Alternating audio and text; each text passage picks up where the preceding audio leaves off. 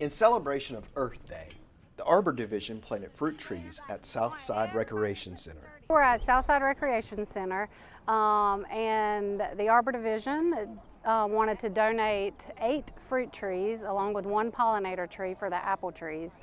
Really in honor for Earth Day, but also to honor Miss Rachel Bradley for her service to the community for 27 years. These trees will be taken care of by the children that go to Southside Rec, and the trees will provide fruit for them and the surrounding communities. And we thought this would be a great idea, a community orchard for the kids to take care of the trees, to watch them grow, and also harvest eventually and take the fruit home to their families. The Arbor and Stormwater Divisions enjoy serving the community, especially children. It's always fun to work with the kids. They always enjoy digging in the dirt and shoveling the dirt and help burying the trees.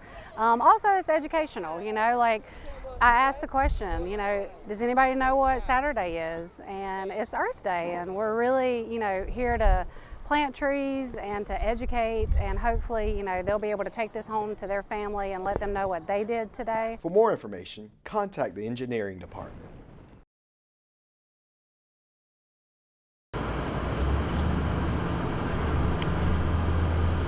As a part of Georgia Cities Week, the Neighborhood Development Division hosted a driving tour of housing projects that they have worked on throughout the years. As part of Georgia Cities Week, we had a driving tour where I could show the city staff and visitors the projects that we've completed in Valdosta, starting from builds from 2007 to 2023. The city rehabs or rebuilds homes with federal funds from the Community Development Block Grant, or CDBG. What we do is we do a rehabilitation of an existing project or house, which means one that if I can get it fixed for under $45,000, then we'll approach it from a rehabilitation point of view, where we can go in and paint, put a new roof on, do the interior, replace floors, upgrade electrical, upgrade mechanical, and plumbing issues. If it costs too much to do that, if it costs over $45,000 or over half the value of the house, then we'll tear down that house, clear the lot, and build a new structure there that'll be 3-bedroom, 2-bath. The department has helped low to moderate income citizens improve their quality of life. This program is dedicated to people that are low to moderate income homeowners that are usually on a fixed income and mostly senior citizens. For more information, contact the Neighborhood Development Division.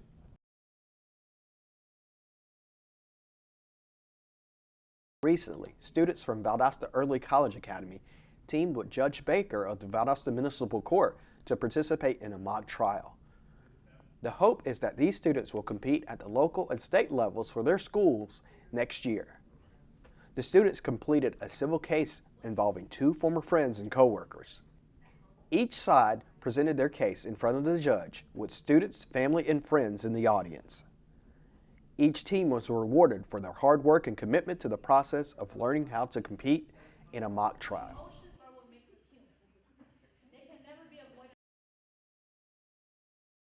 In addition to planting the fruit trees, the Stormwater Division also hosted a rain barrel workshop in honor of Earth Day. 20+ citizens came together to learn about the benefits of a rain barrel and then build one of their own.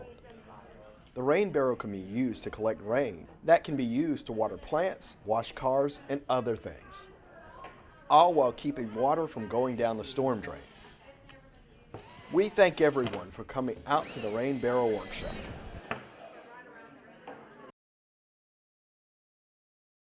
On Earth Day, the Public Works Department held a cleanup near and around Bay Tree Road. This was one of the department's monthly cleanups, and it had volunteers for this event from the Valdosta State football team. The cleanup lasted nearly 2 hours and the group collected several large bags of trash. We thank all the volunteers for coming out and hope to see more volunteers in the coming months. For more information on how to volunteer, contact the Public Works Department.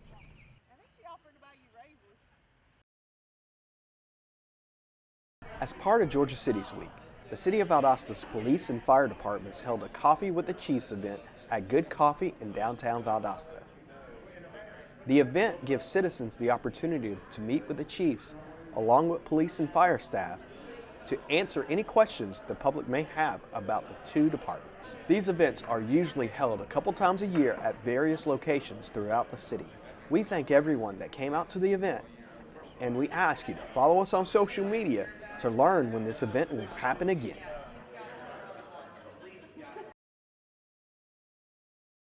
On the 1st of May, a new Delta aircraft will start flying out of Valdosta Regional Airport. The CRJ 900 will replace the CRJ 200.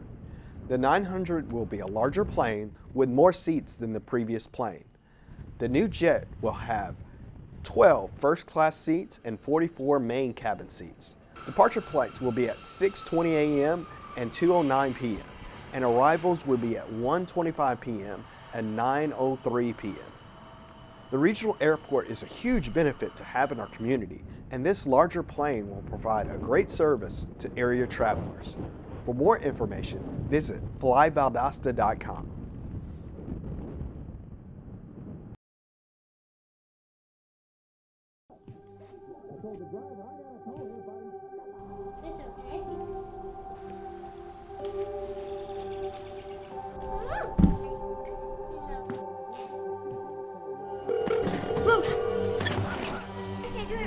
Where's your emergency?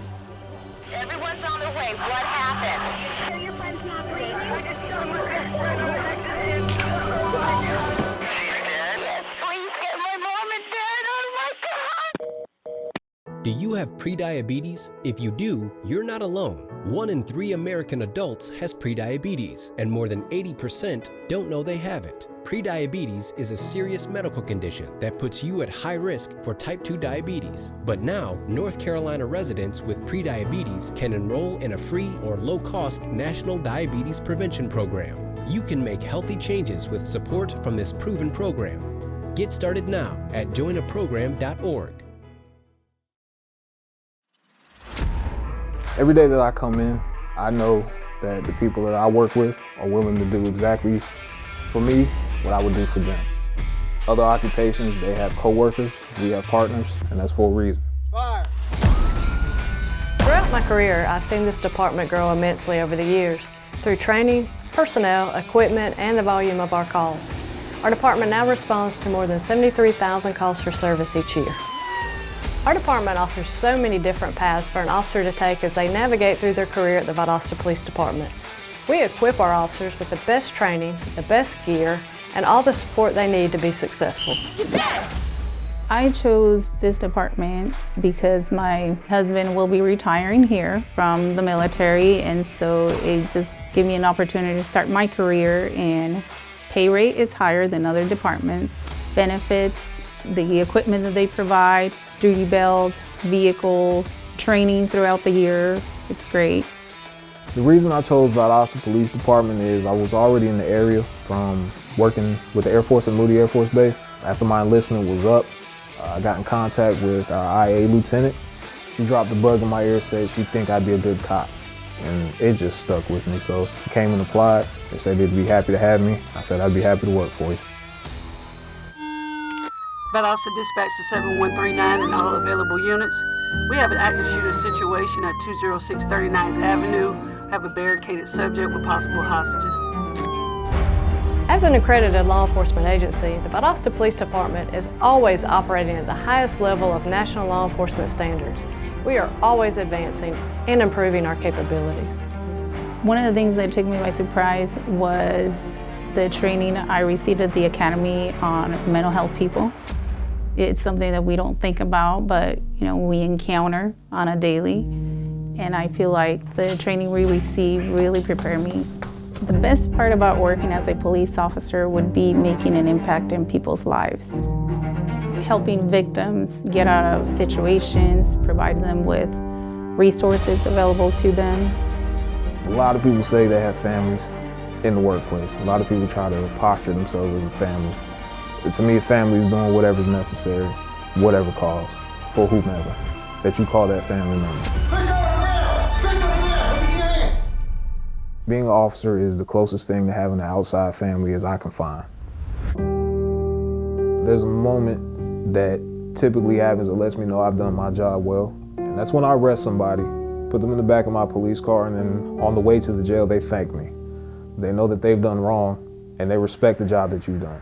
That typically is what makes me proud.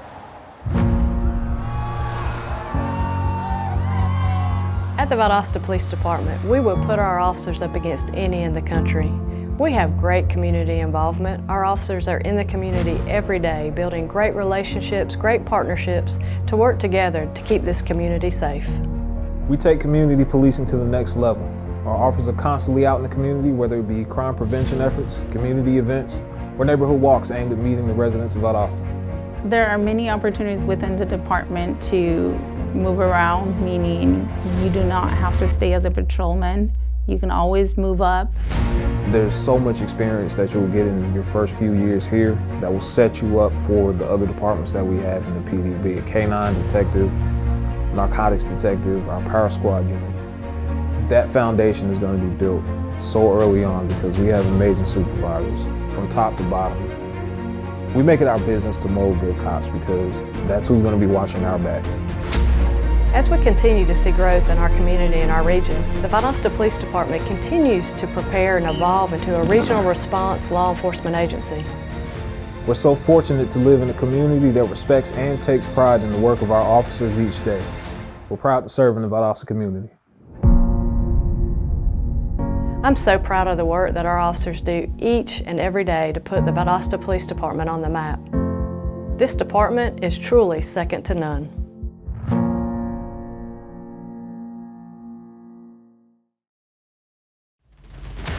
Since 1905, we've been here. It's a tradition unlike any other. This department is constantly improving and growing, and we will be here serving the community for years to come.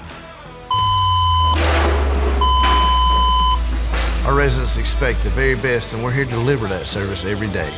We don't have the option to not get the job done, and our firefighters are always ready, whatever the challenge may be.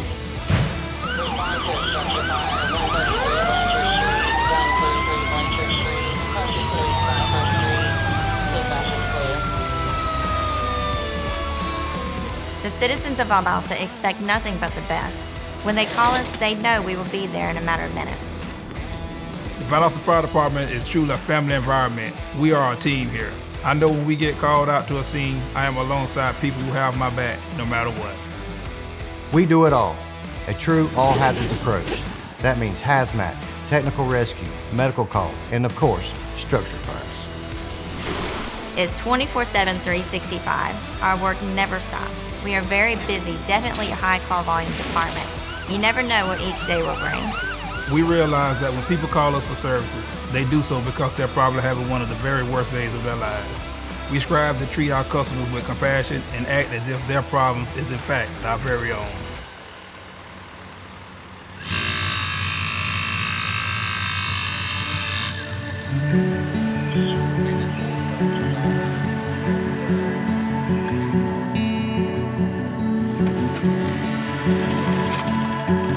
Okay, sir. We just need you to stay calm, okay, sir?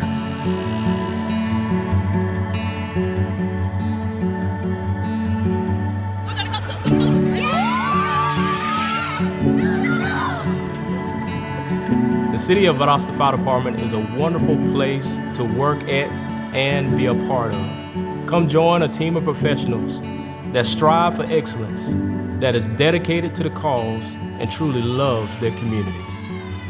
Being out in the community is one of the best parts of this job. Going to events and meeting people, we love this community and they support us.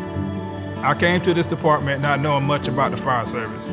They have invested in me and taught me everything I need to know. I feel like I'm always learning and always training.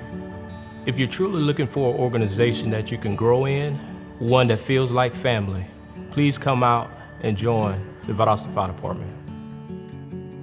It's an honor to work beside these men and women every day. We teach, we train, we serve together. This is the best job you'll ever have.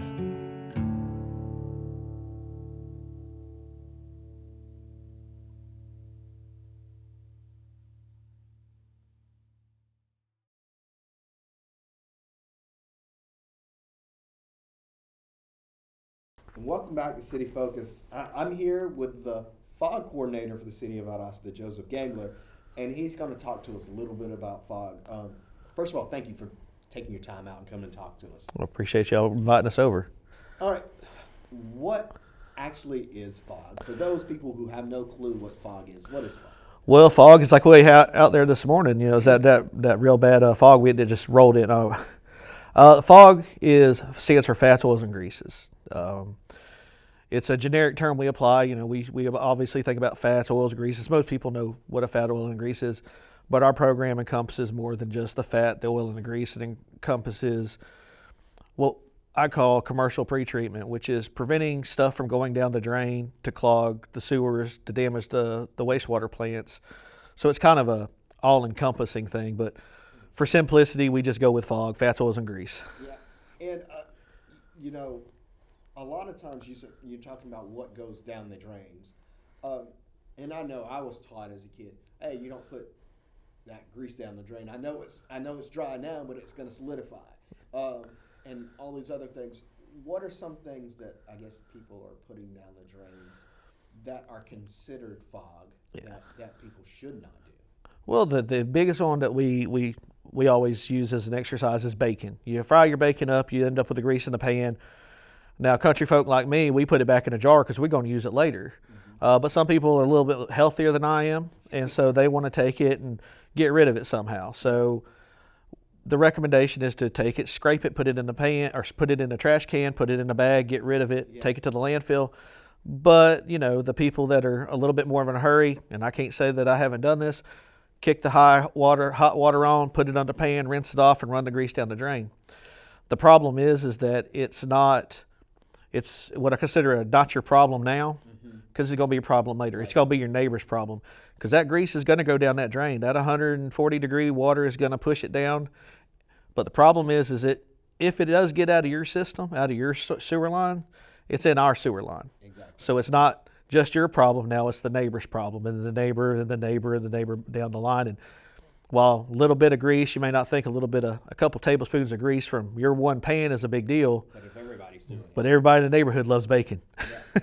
So it's definitely damaging. And it's not just soluble fats like bacon fat. It's cooking oil. Cooking oil can act just in the same capacity. When you get done with your French fries and you don't think to put it back in the bottle, they pour it down the drain. Cooking that steak, the fat renders off of that. Salad dressings, mayonnaise off the sandwich. I don't know about y'all. I like to, it's the when you make your sandwich and you get done with it, you take your knife and you lay it on the edge of the sink, because I might make another sandwich. Mm-hmm. Got a little mayonnaise and a little butter on there. Yeah. Rinse that off. That adds to it as well. Ice cream. It's just cream. It's fat. It's butter. I mean, pretty much everything has some kind of a fat content. Coffee creamer, bad milk. And it gets beyond just the fats, oils, and greases. Flour. Mm-hmm. Flour, if y'all did the experiment when we were kids, mix it with a little water and you made a glue, or you made a blob. All that stuff sticks to the pipes. It does. Yeah. Grease generally is polar. Mm-hmm. And it doesn't, while it may not stick to the water, what it does love is as soon as it sticks to anything else it touches, it's going to grab onto it. It's going to climb in pipes. It's like, we use the artery analogy. Yeah. It's like your clogged artery. You got you a big artery right here, and a little bit of grease starts collecting around it, then a little bit more, and a little bit more, and a little bit more, then you don't have enough room for the blood to flow, and there you go. You're going to Uncle Billy's funeral. Yeah. And it's the same way with the collection system. We just can't afford to have a funeral for a wastewater plant, and we definitely need a place for this wastewater to go, because while that grease does damage the wastewater plant, it can cause problems in the plant.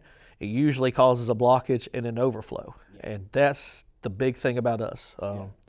Within environmental services, we don't want those sewer overflows, because, as you know, as the old saying, it rolls downhill. Well, it does go downhill. Well, it's at the bottom of those hills. rivers, creeks, tributaries. And that's a whole other mess of a situation that we're trying to avoid here. And honestly, what I guess as city employees, what we're asking citizens to do is just, be a good neighbor. Because if nobody's doing, but if a whole neighborhood is doing this, it becomes a big problem. It's one person, not so much a big deal. No. But if everybody's doing that's good, and we're asking you to be a good neighbor. Yeah. And don't pour these things down the drain, because ultimately it becomes a problem for the departments have to fix, which also becomes a tax burden. Yeah. In our department, across the city, we use the term customer. And I like the term customer. But in our department, we try to steer away from customer. We prefer stakeholder because we're not a multi-conglomerate, multinational company making a profit. We want everybody to be involved in what happens. You are a stakeholder in that system working. Whether you are the hard-working parents down here at the house and you've got clogged sewer lines and a backup into the house or backup into the road, or you're the commercial business or the industrial user, you have a stake in that system working. All of us, everybody has a stake in it. You want that system to work.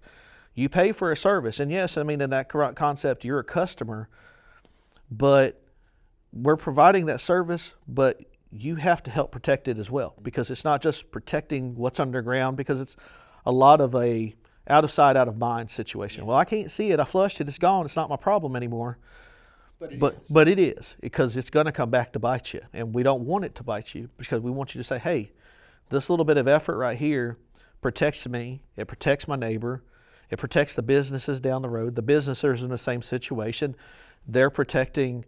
We require the businesses to have specialized systems in place that we don't require on residences. So they're going their extra step to protect you. So it's not a lot to ask the person at home to not pour it down the sink, pour it in the toilet, or do anything just silly. It's why we provide trash services. So it's easier to put it there, send it out to landfill, and it's treated out there a certain way. But we just want everybody to say you're a stakeholder in the system, not so much a customer. Just remember that everything you do is going to affect, whether it affects you today or affects you tomorrow, at some point it's going to affect you. Yeah. So. Because when that pipe has to be replaced, somebody has to pay for it. Yes. And we would rather pay to maintain the system as opposed to fix problems that are fixable. Maintenance is better than total repair. I'd much rather, I'm sure with our water sewer guys, the talented guys we have in the department, they would much rather go out and run a jetter down the line, knock a little bit of stuff loose versus go out there.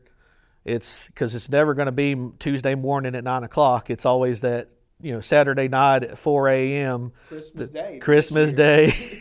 Our guys are going to be out there fixing water lines, sewer lines. And, we want them to have the times with their families. We want them to have the time off. They work really hard. And then we got them out there digging up a sewer line, and they're pulling up a big old ball of grease or a bunch of wipes. That's a big issue we're having is the wipes. Wipes and other things are being flushed down the toilets. They love grease too. They take grease with it. Yes, them rags. The flushable wipes. They love grease, and so they'll create their own little grease balls going down lines now and clog up on systems. So that's a big problem too. So again, with the stakeholder, don't flush the wipes. Be careful with the grease.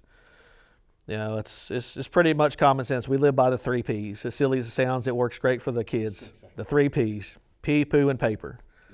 And that's the only thing. That should only be the only thing you should have going down the toilet, going down the sinks. Is pee, poo, and paper. All right. Well, is there any tips other than that you want to give to our viewers on doing their part in helping maintain the sewer system that we have here in Valdosta?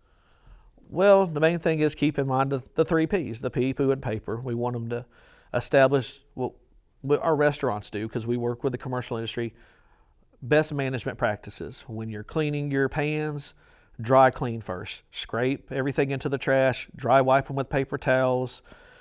Get as much off of there as you can to put it into the trash can.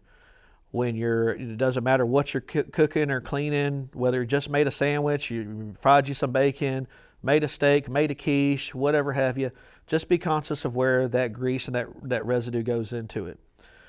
Hot water does not get rid of it. Dish soaps do not get rid of it. They may break them down, they'll push them a little bit further down the line, and then they just block up again. They're still going to cool on the ground. Exactly. They're going to break, they're just going to get there and then hang up again. Be conscious of what you flush down the toilet.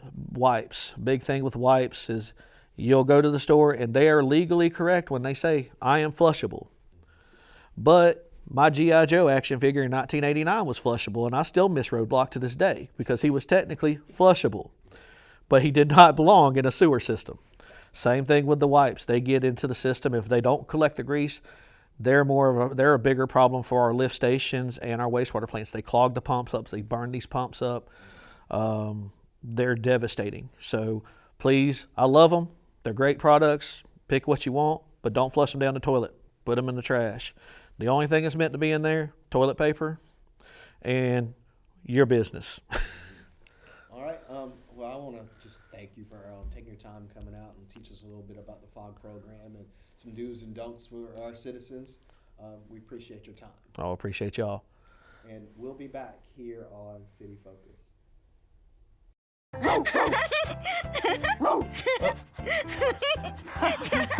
What is it, Julia? Why are you so excited, honey? Hey, do you want to use your talker? With Julia's autism, using a talker can help her find the words she wants to say. My dog. You want to do something with Rose, Julia? Play ball. Do you want to play catch with Rose? I think Rose is excited to play catch too.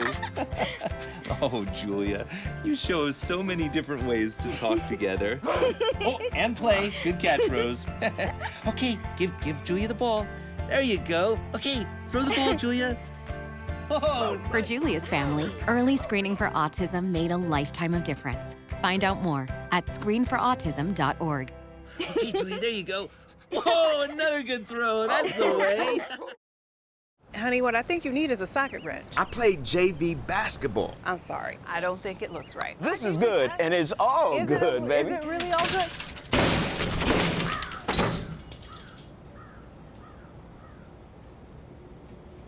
If you love me enough to routinely test your handyman skills, not to mention the strength of your marriage, then of course you'll visit nhtsa.gov/therightseat to make sure I'm in the right car seat.